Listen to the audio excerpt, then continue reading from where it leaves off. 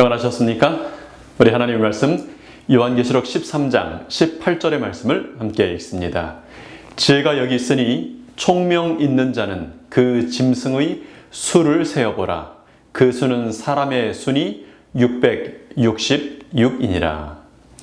여러분, 요한계시록 12장에서 14장은 요한계시록의 중앙에 위치하죠. 그리고 핵심적인 선악의 대쟁투를 계시하고 있습니다. 하나님과 사단 사이에 전쟁이 있었고 현재도 그 전쟁은 진행 중이며 이제 마지막 예수님 재림 전까지 그 종말의 순간까지 있을 것임을 계시, 즉 보여주시는 것입니다. 우리 12장에서는 이제 선악의 대쟁투 익숙하시죠? 4차에 걸친 선악의 대쟁투 소개했죠? 하늘에서 1차 전쟁이 미가엘과 루스벨 사이에, 이제 이 땅에서 여자가 낳은 아이 예수님과 사단과의 2차 전쟁이, 그리고 그 이후에 중세시대에 아이 예수님을 낳았던 교회와 사단이 전쟁을 해왔습니다. 그리고 이제 마지막 4차 전쟁은 재림 직전의 시대에 그 여자의 남은 자손과 사단이 선악의 큰 전쟁을 벌이고 있는 것입니다. 하나님 편에 속하여 사단을 대적하는 우리 모든 성도님들이 되시기를 간절히 바랍니다. 이제 우리는 지난 시간에 이 선악의 대쟁투 가운데서 사단이 사용하는 무기를 살펴보았습니다. 하나님께서는 마지막으로 사단이 사용할 무기가 666 사람의 수라고 오늘 본문을 통하여 말씀하십니다. 사단은요, 사람의 수 666을 표를 삼아서 사람들을 공격하거나 혹은 유혹하거나 자신을 경배하는 자가 되도록 하게 할 것이라는 것입니다. 우리 이 문제는 조금 이따 다시 좀 깊이 다시 생각해 보고요. 여러분, 이렇게 심각하고 아주 중대한 문제가 되는 666에 대하여 누가 어떻게 이해할 수 있는가? 이 본문 말씀에는 지혜가 여기 있으니 총명 있는 자는 그 짐승의 수를 세어볼 수 있다고 얘기합니다. 지혜로운 사람요, 총명한 사람이 짐승의 수를 세볼 수 있다는 것입니다. 어떤 지혜일까요? 얼마나 총명한 사람이라면 짐승의 수를 분간해낼 수 있을까요? 여러분, 신학을 해야 할까요? 정치학이나 국제학을 해야 할까요? 얼마나 지혜롭고 얼마나 총명하면 분명하게 짐승의 수를 세볼 수 있을까요? 여러분, 유튜브에 보면 이 지혜를 가졌다고 주장하는 많은 사람들이 있습니다. 유튜브가 없던 시절에는 설교 강단에서 혹은 또 개인적인 성경 공부 소그룹을 통해 책자를 통해 이런 주장들이 많이 퍼져 왔었습니다. 근래에는 666이 바코드라고 했다가 그 다음에 또 베리칩으로 바뀌었죠.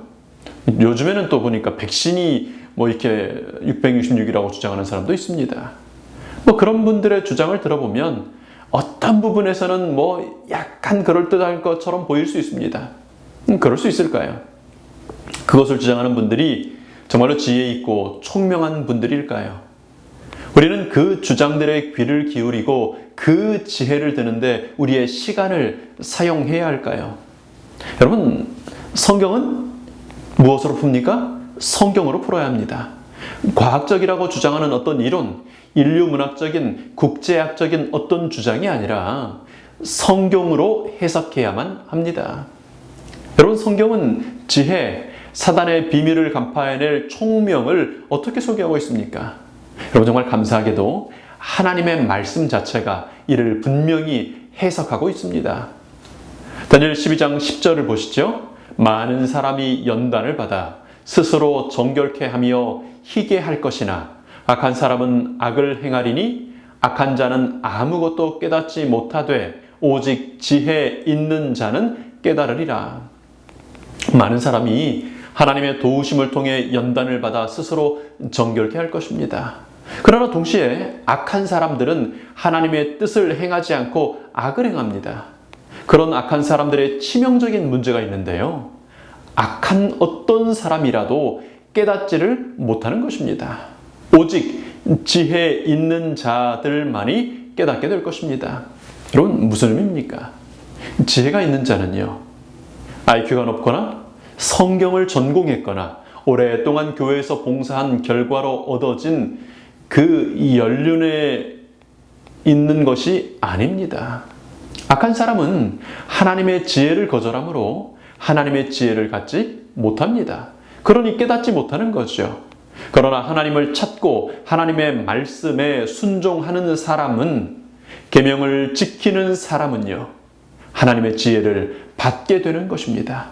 여러분, 그러므로 이 지혜와 총명은 하나님과 연결되어 있고 하나님께 순종하는 사람들이 그 품성에 갖게 되는 지혜이며 총명인 것입니다.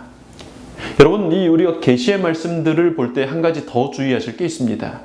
우리 조금 전에 봤던 10절 앞에 있는 다니엘 12장 8절은 이렇게 말합니다. 내가 듣고도 깨닫지 못한지라. 누가요? 다니엘이요. 아니, 에스겔서에서 하나님께서 구원받을 의로운 사람 3사람 꼽으시거든요. 그 중에 한 사람이 아직 살아있던 다니엘이었어요. 여러분, 다니엘은 하나님께서 인정하신 의인인데요. 계시와 예언의 말씀을 이해할 수 있는 지혜는 그 품성이 하나님을 닮은 사람이 가질 수 있다고 했지 않습니까? 그러나 또 한 가지 조건이 있는데, 하나님께서 그에게 필요하다고 생각하셔서 주실 때 가질 수 있다는 것입니다. 우리는 이 사실을 꼭 기억해야 합니다. 우리에게도 아직 미래에 속한 몇몇 계시들이 남아 있습니다. 그 계시들의 문자적인 정확한 의미를 우리가 모두 알 수 있을까요? 100% 정확하게 이것은 이것이다라고 알 필요가 있을까요? 아니요. 하나님께서는요, 우리가 사단의 계략을 피하고 승리하게 하시기 위하여 계시를 주셨습니다. 다니엘마저도 그의 구원이나 당시 사람들의 구원을 위해 필수적이지 않은 계시는 깨닫지 못했다고 고백하는 것입니다. 여러분, 그러니 우리가 계시의 어떤 부분에 대하여 정확히 이해할 수 없다고 이상하게 얘기할 필요가 없는 것입니다. 억지로 풀다가 올무에 빠지지 않도록 밝혀주신 지혜와 총명의 분량만큼 알면 족한 것입니다. 그러므로 우리는 계시록의 계시들을 성경을 통해 해석하고 이해하며 우리 삶에 적용하지만, 모든 계시를 문자적으로 반드시 이런 뜻이라고 고집하지 않습니다. 사실 제가 학교 다닐 때 배웠던 거하고요, 지금 우리가 이해하고 또 해석하는 바가 바뀐 부분들이 있습니다. 저는 그런 변경, 그런 변화들이 하나님의 말씀이 완전하지 않음을 주장하는 게 아니라 우리의 연약함을 인정하는 증거라고 생각합니다. 진리는요, 계속해서 그 빛을 더해가는 것입니다. 여러분, 지혜 있는 자가 되시기 바랍니다. 총명 있는 자가 되시기 바랍니다. 하나님과 연결되어 있으므로, 하나님의 계명의 말씀들을 순종함으로 하나님의 품성을 받게 되시기 바랍니다. 그래서요, 지혜롭고 총명한 사람들이 되시기를 바랍니다. 여러분, 그러나 어떤 순간에라도 하나님께서 밝혀주지 않으신 부분이 있음을 인정도 할 수 있는 겸손한 재림 성도들이 되시기를 바랍니다. 여러분, 그렇다면 우리는 어떻게 성경 말씀을 통해 하나님을 알 수 있게 될까요? 여러분, 성경 읽으실 때마다 감동이 있으십니까? 아니라서 곤혹스러우신 분 있으실 겁니다. 필립 얀시 목사님이 쓴 내가 그리스도인이 되었을 때 아무도 말해주지 않았던 것들이라는 책이 있습니다. 거기 12가지 것들을 좀 얘기하고 있는데요. 그 중에 2번째 것은요, 그리스도인이 될 때 특별한 감정의 변화가 없다, 이런 거고요. 6번째 주제가 이런 건데, 성경이 무미건조하게 여겨질 때가 있다입니다. 여러분, 한두 명의 문제가 아니에요. 대부분의 그리스도인들이 이런 곤혹스러움을 경험합니다. 근데 뭐라고 생각하냐면, 남들은 그러지 않을 텐데 왜 나만 이럴까 자책하면서 그런 생각하죠. 근데 많은 사람들이 그러니까 이 책이 팔리고 읽히는 겁니다.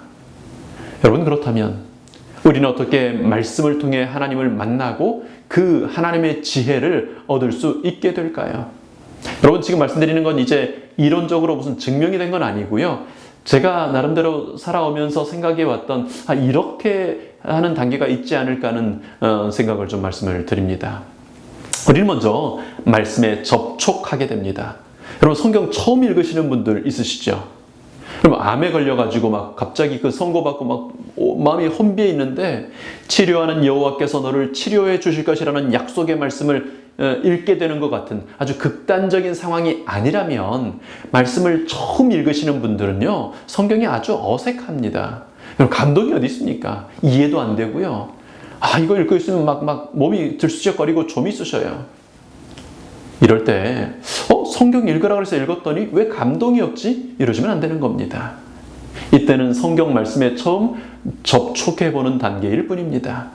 어떤 경우에는 그렇게 내 눈으로 직접 읽는 것을 통해서, 어떤 때는 이렇게 설교를 듣거나 혹은 먼저 믿는 분들의 이야기를 통해서 듣게 됩니다. 먼저는 무조건 접촉해야 합니다. 그런데 믿음이 없는 분들이 이렇게 이해도 되지 않은 성경을 읽으려고 하지는 않을 수 있으니까 먼저 믿는 우리들이 접촉시켜주는 역할을 해야 하는 것입니다. 우리의 삶과 우리의 입술의 말을 통해서요. 혹 교회에 오래 다니셨더라도 내가 성경을 진짜 제대로 읽어본 적이 없거나 아직도 성경 일독을 창세기부터 계시록까지 쭉 한번 해본 적이 없으셨다면 그런 분들은 접촉의 단계에 있는 것입니다. 이제 두 번째는 이해의 단계입니다. 성경의 어떤 부분들은 친숙해지고 알게 되어 이해가 됩니다. 이해가 깊어지면 감동을 받기도 하죠. 이해한다고 꼭 다 감동받는 건 아닙니다. 때때로 나의 상황에 맞춰서 감동을 받기도 합니다. 사실 많은 경우에요, 접촉하고 이해가 되면 안다고 표현합니다. 나 그 말씀 들어봤거나 읽어봤어. 그리고 그 뜻도 이해가 돼. 나 그거 알아. 목사님 오늘은 내가 아는 말씀 하시네. 오늘 교과는 내가 아는 얘기 또 하니까 좀 따분하네. 지난주에도 하시던 말씀 같은데 비슷한 얘기를 오늘 또 공부를 왜 하는 거지? 이렇게 되는 거죠. 여러분, 진짜로 아는 걸까요? 알면 아직 시작 단계에 있는 뿐입니다. 그래도 진짜 좀 안다는 단계에 들어가는 첫 부분은요, 내가 듣고 이해한 것을 설명해 줄 수 있는 이 세 번째 단계에 있습니다. 단순하게 내용을 정리해서 전달하는 설명을 할 수도 있고요. 거기에 내 마음을 실려서 설득을 할 수도 있습니다. 그렇게 설명과 설득을 할 수 있을 때 우리는 그 말씀을 내가 알기 시작했다고 이야기할 수 있을 겁니다. 적어도 지적으로는, 머리로는 아는 상태에 들어가는 거죠. 여기 보면 3번이 두 개 있죠. 타이핑을 잘못한 게 아니고요. 두 번째 3번인 실천은 이해한 바로 뒤에 하기도 하고 설명하고 설득할 수 있게 된 이유에 하기도 하기 때문입니다. 어떤 분들은 이해하고 감동받으면 실천합니다. 행동력이 빠른 분들이죠. 근데 많은 경우에 그런 일이 일어나지 않습니다. 그런데 누군가에게 내 입으로 설명을 해보고 어떻게 하다 보니까 내가 이렇게 좀 해보자고 설득을 하다 보면 그것이 그 사람은 들었는지 모르겠는데 나에게 적용돼서 실천으로 옮겨지는 것입니다. 그럼 무슨 말씀인지 아주 잘 이해하시죠? 여러분, 다이어트 방법 이해하십니까? 네. 다이어트를 이해했다고 다 실천하는 거 아닌 거 아시죠? 그런데 몇 번에 걸쳐서 사람들에게 운동, 그리고 간헐적인 단식, 이거 효과가 어떻고 얼마나 중요하고 그걸 막 설명하고 또 설득을 했어요. 그렇게 몇 번을 하다 보면 내가 먼저 해야 되겠는데? 나도 해봐야 되겠는데? 나라도 해야 되겠는데? 결심과 실천이 되게 되는 경우가 있다는 겁니다. 이해하고 실천하거나 혹은 설명하고 나서 실천하게 되거나, 그래서 실천은 둘 뒤에 다 올 수 있는 것 같습니다. 물론 이해는 하고 자기 입으로 말까지 해놓고 실천 안 할 수도 있어요. 이제 그 실천이 반복되다 보면 그것이 습관이 됩니다. 그리고 그런 습관들이 우리의 품성을 이루는 것입니다. 그러므로 내가 그 말씀을 진짜로 아는가, 내가 그 말씀 안다라고 말할 수 있으려면 이런 것들을 좀 확인해 봐야 합니다. 내가 이 말씀을 적절하게 잘 이해하여 설명하고 있는가? 더 나아가 내 마음을 담아 설득하고 권하고 있는가? 그리스도께서는요, 그분의 마음을 담아서 사랑으로 강권하시는 분이라고 바울은 얘기하지 않습니까? 그렇게 이해하고 강권하는 과정을 통해서 실천이 이제 일어나게 됩니다. 그리고 그 실천들이 습관이 되는 상태, 그리고 그 습관들이 나도 모르는 사이에 내 품성에 영향을 끼치고 품성을 형성하게 되는 단계예요. 그렇게 됐을 때 우리는 안다고 말할 수 있는 것입니다. 결론적으로 그것을 통하여 내 행동이 바뀌고 영적인 습관이 새로 생기고 품성이 형성돼가는 과정까지 가야 진정으로 우리는 그 말씀을 안다고 얘기할 수 있다는 것입니다. 여러분, 창세기 1장 1절 태초에 하나님이 천지를 창조하시니라, 이 말씀 아십니까? 여러분, 하나님께서 창조주라고 누군가에게 설명해 보신 적 있으시죠? 창조주 하나님을 의지하여 새롭게 시작하자고, 용기를 내자고, 시작하게 하신 하나님 생각하면서 포기하지 말고 좌절하지 말자고 권해보셨습니까? 그래서 창조주 하나님을 믿는 그 믿음 때문에 무엇인가를 행동해 보신 적이 있으신가요?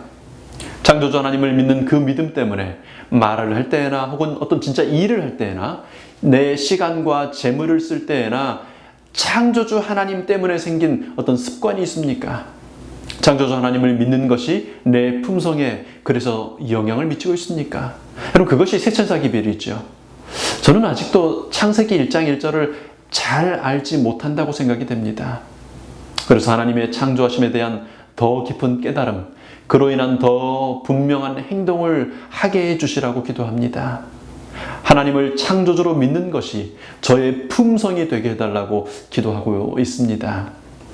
여러분, 말씀을 안다는 것이요, 다시 한번 생각해 주시기 바랍니다.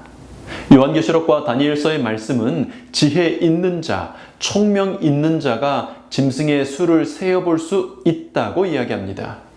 그것이 하나님의 수가 아니라 사람의 수라는 것을 분간해낼 수 있겠다고 얘기하죠. 여러분, 아직 말씀에 접촉하는 중이십니까? 조금 더디더라도 창조주 하나님을 믿고 새 마음을 창조해 주실 것을 믿고 계속해서 읽어보고 들어보고 그렇게 접촉하시기 바랍니다. 여러분, 주변에 그런 사람이 있거든. 사랑과 인내로 계속해서 접촉할 수 있도록 이끌어 주시기 바랍니다. 성령 하나님요, 진리의 성령님께 이해할 수 있게 해달라고 구하시기 바랍니다. 여러분, 교과 공부 하루씩 맡으면 기도하시면서 성령님 구하시면서 최선을 다해서 설명하고 고백하는 연습 우리 해보시기 바랍니다. 중보기도팀 파트너와 함께 오늘 읽은 말씀 1분, 2분 짧고 조리 있게 마음을 담아서 고백하는 연습들 해보시기 바랍니다. 이제 우리 곧 교회에 함께 모이게 될 텐데요. 교회에서나 혹은 또 개인적인 전화를 하는 일을 통해서나 내가 만난 하나님에 대한 아주 짧은 간증의 이야기들 서로 나누는, 말해봐주는 연습을 하시면 좋겠습니다. 그렇게 설명하고 설득을 자꾸 하다 보면 그것이 내 마음으로 움직여 행동하게 되고 습관이 형성되고 품성이 바뀌는 것입니다. 그렇게 하나님과 연결되어 하나님의 품성 닮은 품성을 가진 사람이, 그런 사람이 지혜로운 사람, 총명 있는 사람인 것입니다. 여러분, 지혜로운 사람, 총명 있는 사람이 되어서 사단의 그 666 사단의 속임수를 간파해낼 수 있는 지혜로운 사람들 되시기를 축원합니다. 이제 여러분, 사단의 전략으로서 두 번째 짐승인 땅에서 올라온 새끼 양 같은 짐승을 통해 할 일이 우리 13장 후반부에 있음을 우리 지난 시간에 봤습니다. 여러 민족들과 나라들로 이루어진 물들의 장소 유럽이 아닌 신대륙에서 일어난 나라 미국 이야기였죠. 종교 자유의 기치를 들고 일어난 양같이 일어났으나 첫 번째 짐승 로만 캐톨릭을 위해 짐승의 우상을 만들게 합니다. 여러분, 우상이 뭘까요? 13장 14절에 짐승을 위한 우상이라고 그러고요. 15절에 가면 짐승의 우상으로 3번 소개됩니다. 우상은 성경의 언어인 그리스어로 에이콘이거든요. 비슷한 것, 형상 이런 뜻이 있습니다. 그리스도께서 하나님의 형상이신 것처럼요. 우상, 에이콘은 원형과 비슷하며 원형의 모든 속성을 지니고 있어서 원형을 대표하는 것을 우상이라고 여기 말합니다. 그러므로 짐승의 우상은요, 짐승과 유사한 성격을 지닌, 그래서 짐승을 대리하는 것입니다.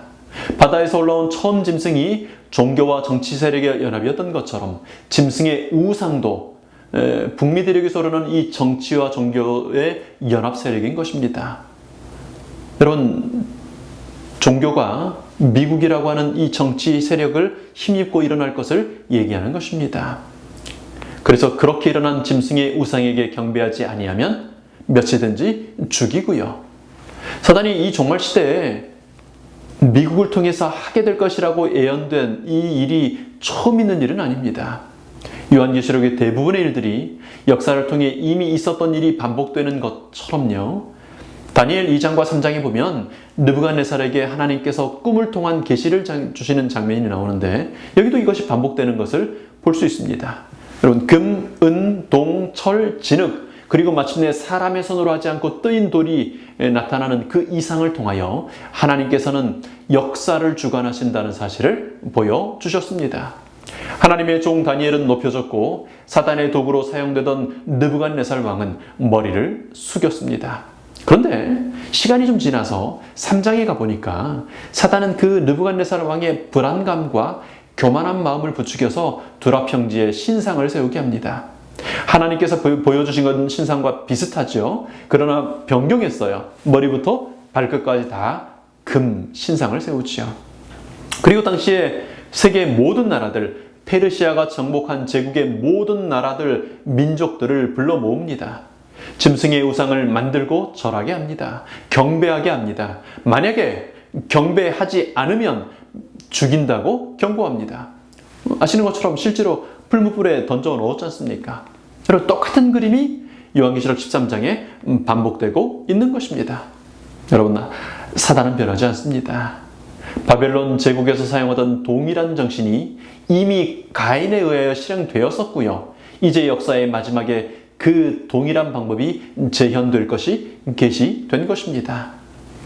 왕은 호의를 베풀면서 거듭 짐승의 우상에게 경배할 것을 다니엘의 친구들에게 요구하죠. 우리들도요, 그런 요구를 듣게 될 겁니다. 우리도 그런 위협과 실제적인 박해 앞에 서게 될 것입니다.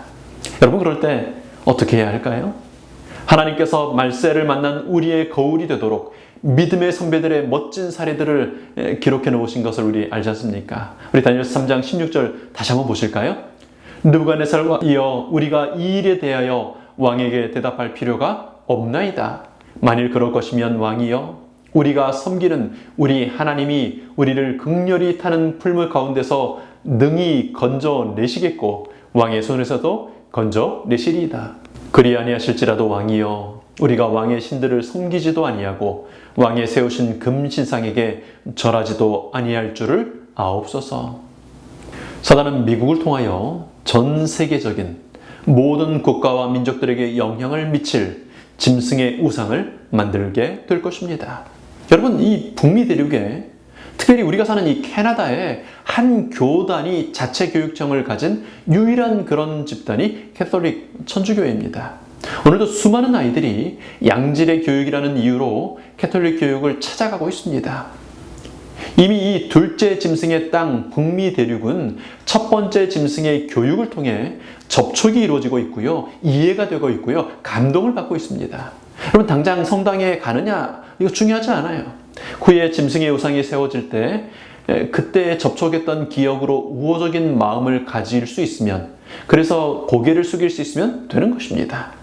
그 일은 이렇게 이미 철저하게 준비가 다 진행되고 있습니다. 유럽에서가 아니라 이 땅 북미 대륙에서요. 사단은 그렇게 바벨론이라는 국가 권력을 통해 경배라는 종교를 강요하는 일을 했지 않습니까? 그리고 이제 다시 미국이라는 국가 권력을 통해 전 세계의 종교를 강요할 것입니다. 여러분, 고개를 숙이시겠습니까? 어떤 선택을 하시겠습니까? 아니, 어떤 선택을 하시게 될까요? 아직 일어나지도 않은 일을 어떻게 아냐고요? 아는 방법이 있습니다. 오늘, 지금 여러분이 어떤 선택을 하고 있는지를 보면 그때 어떤 선택을 하게 될지가 보입니다. 여러분, 다니엘이 그의 세 친구들이 갑자기 우상에게 절하지 않는 그런 선택을 한 게 아닙니다. 어린 날 왕의 식탁 앞에서 했던 그 작은 선택들로부터 시작하여 그 순종의 선택들의 습관이 결국 목숨을 내놓는 선택도 할 수 있게 한 것입니다. 오늘 우리는 어떤 선택을 하고 있습니까?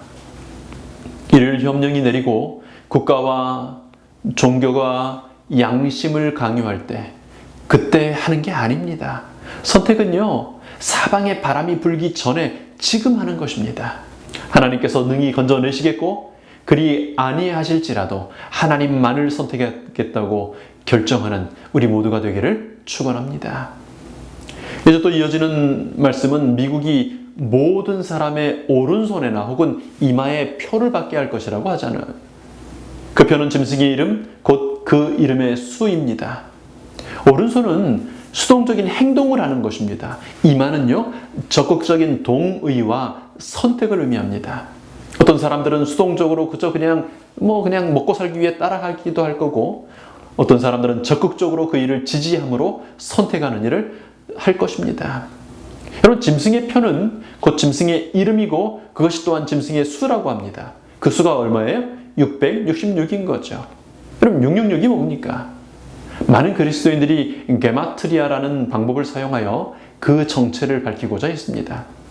아라비아 숫자가 널리 사용되기 전에 사람들이 로마자, 지금의 영어 알파벳에 숫자들을 부여했어요. 이거는 뭐 10, 이거는 1, 뭐 이런 식으로 해서. 그래서 그 이름을 숫자로 다 정리해보니서 계산하는 게 게마트리아입니다. 나의 이름값은 87이다. 너의 이름값은 230이다. 그렇죠. 우리 교회조차도 교황의 그 관 머리에 있는 그 글씨를 계산해가지고 그게 666으로 해석하기도 했습니다. 사실 예전에는요, 네로 황제의 글자, 네론을 계산해 보니까 그게 666이 되는 거예요. 꽤 재밌는 계산입니다. 그런데 그것이 성경의 문맥에서 뒷받침할 만한, 그렇게 해석해야 될 만한 아무런 근거가 없다는 게 문제였죠. 더군다나 666은 첫 번째 짐승이 죽게 되었다가 그 상처가 나은 이후 둘째 짐승이 나타나서 활동을 하면서 짐승의 우상을 만드는 그때에 나타나야 합니다. 그러니 여러분, 첫 번째는 이게 어떤 개인일 수 없고요. 역사 속에 반복되는 어떤 일일 수가 없는 것입니다. 짐승의 우상과 짐승의 표는 짐승에 관련된, 짐승과 같은 성격을 띠는 것임을 우리 기억해야 합니다. 짐승의 특성을 따라 짐승을 위해 일하는 그런 데 사용되는 것이 짐승의 우상 혹은 짐승의 표라는 것입니다. 여러분, 하나님의 인이 안식일이라고 소개된 것으로 미루어 그것이 거짓 하나님의 표, 거짓 안식일이라고 우리 생각해 봤지 않습니까? 역사 속에 참 안식일을 지키지 않았던 모든 사람들이 짐승의 표를 받은 것은 아닙니다. 이 계시가 이루어지는 때는 언제예요? 마지막 시대, 그런 것입니다. 아직 우리 모두에게도, 대부분에게도 아직 일은 일어나지 않았습니다. 그러나 짐승의 표를요, 거짓 안식일, 그 날짜 지키는 것이라고 한정하면 곤란합니다. 안식일을 지킨다는 것이 제7일에 일 안 하고 교회에 출석하는 것만을 의미하는 게 아닌 것처럼요. 하나님의 정신으로 하나님을 의지하면서 하나님과 함께 일하는 것의 그 총체가 안식일을 지키는다는 것의 의미인 것처럼요. 짐승의 표, 거짓 안식일은 단순히 어떤 날 교회 가냐 안 가냐의 문제만이 아닌 것입니다. 짐승의 수, 사람의 수 666이 우리에게 주는 경고와 교훈은 어떤 것일까요? 하나님께서는 우리가 계시된 이 기별을 통해 어떻게 이 전쟁을 이기게 하시려는 것일까요? 여러분, 그 교훈과 의미를 우리는 성경에서 찾아야 확실하고 안전하게 하나님의 온전한 뜻을 알 수 있습니다. 666이 사용된 확실한 한 사례가 열왕기상 10장 14절에 나와 있습니다. 솔로몬의 세입군의 중수가 666 금 달란트요. 여러분, 솔로몬이 받은 복들을 열거해서 기록한 것이 열왕기상 9장, 10장, 11장 쭉 이어지는 장들입니다. 여러분, 얼마나 많은 복을 받았습니까?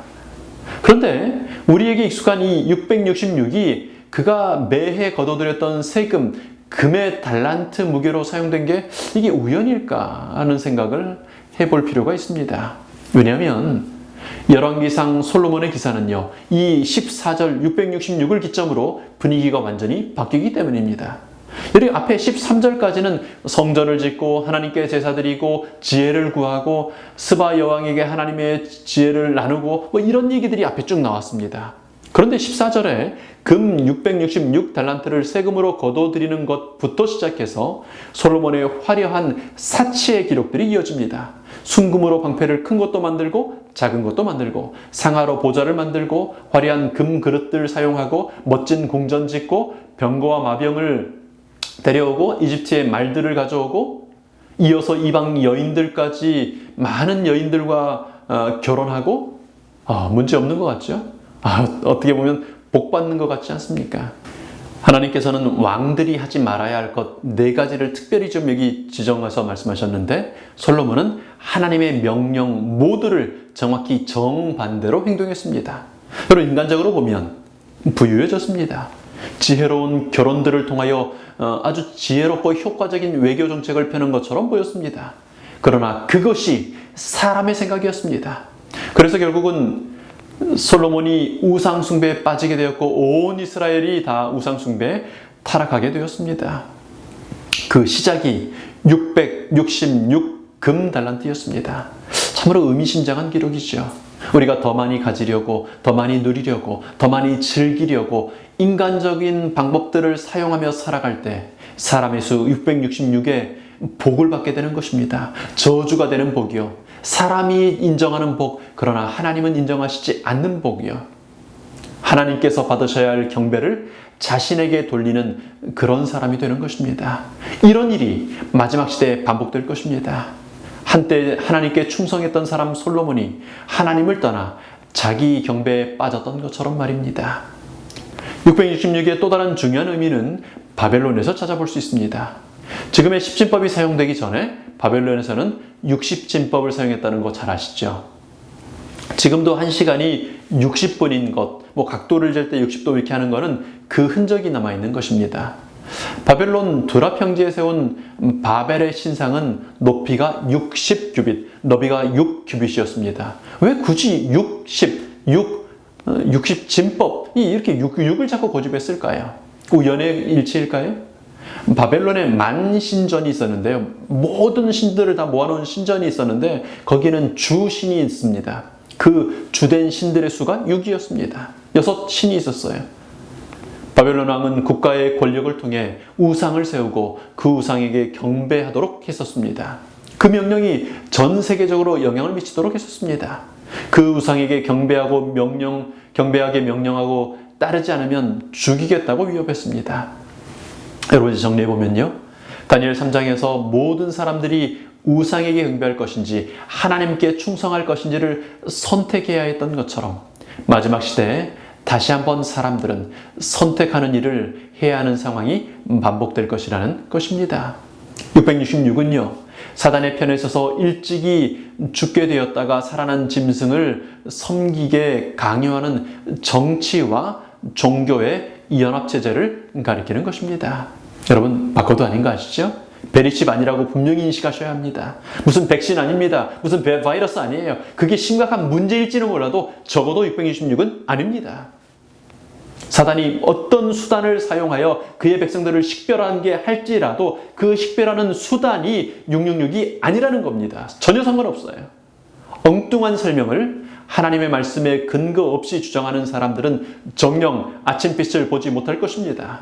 그런 분들 유튜브 보느라고 시간 보내지 않게 되길 바랍니다. 진짜 사단의 전략을 보지 못하게 하는 그런 말들요. 엉뚱한 사회 현상에 관심을 기울이면서 그것 재미느끼게 하는 그런 것들요. 그걸 즐기는 사람도 같은 결과를 맛보게 될 것이기 때문입니다. 사단은 무섭도록 치열하게 준비하고 공격하는데 고작 베리칩 안 받고 무슨 여기 바코드 안 받고 무슨 백신 안 받고 이런 것들이 그걸 666이라고 한다면 당장 끊어버리시기 바랍니다. 하나님께서는 우리가 이기기를 바라십니다. 그래서 정확한 계시의 말씀을 주셨습니다. 우리가 섬기는 우리 하나님께서 능히 건져내실 것이라고 고백할 수 있는 믿음이 준비되어야 하는 것입니다. 그리 아니하실지라도 당장은 핍박과 손해를 당하는 것처럼 보일지라도 우상에게 경배하지 않을 수 있는 용기와 힘을 주는 참 진리를 우리가 붙들어야 하는 것입니다. 이제 이어지는 14장에서 우리는 하나님께서 마침내 이기실 것을 분명히 확인하게 될 것입니다. 여러분 그럼에도 불구하고 어차피 이기실 텐데 그럼에도 불구하고 13장을 계시해 주신 이유는요. 우리가 진리로 무장되어 있지 않다면 누구라도 예외 없이 오른손이나 이마에 짐승의 표를 받을 수밖에 없다는 사실을 아시기 때문입니다. 여러분 사단을 무시하지 마시기 바랍니다. 무관심하지 마시기 바랍니다. 근신하고 깨어서 대적하시기 바랍니다. 마침내 승리하실 여러분, 하나님께서 주신 이 경고의 기별에 유의하면서 끝까지 하나님 편에서 승리하시게 되길 바랍니다. 일어나 머리를 들고 하늘을 바라보면서 승리하는 우리 모든 성도님들이 되시기를 축원합니다. 우리 함께 기도하겠습니다. 아버지 하나님, 생명의 하나님, 오늘 저희들을 살려주셨사오니 오늘 저희들을 살게 하시기 위하여 주의 계시의 말씀을 주셨사오니 감사합니다. 하나님, 사단은 정말 우는 사자처럼 두루다니며 삼킬 자를 찾느라 정말 분주히 일하고 있습니다. 저희들 사단의 존재를 무시함으로 시험에 들지 않도록, 사단의 존재를 망각함으로 유혹에 넘어가지 않도록 인도하여 주시옵소서. 하나님께서 계시를 주셨을 때 그럴 만한 이유와 목적이 있음을 저희들 기억하게 하시고 깨어 근신하여 우리 주님만 바라보게 하시고 또 사단의 괴계를 분별해낼 수 있는 지혜 있고 총명 있는 자들 되도록 인도하여 주시옵소서. 이제 그렇게 사단을 대적하기로 결심한 우리 주의 백성들에게 하나님의 지혜를 주시고 하나님의 총명을 주시며 믿음 더하시고 능력을 더하셔서 마침내 이기고 14만 4천인의 무리 가운데 서게 하시며 하늘 유리바닷가에 서게 하시고 모세의 노래 어린 양의 노래를 부르도록 인도하여 주시옵소서. 감사하신 예수님 이름으로 기도합니다. 아멘.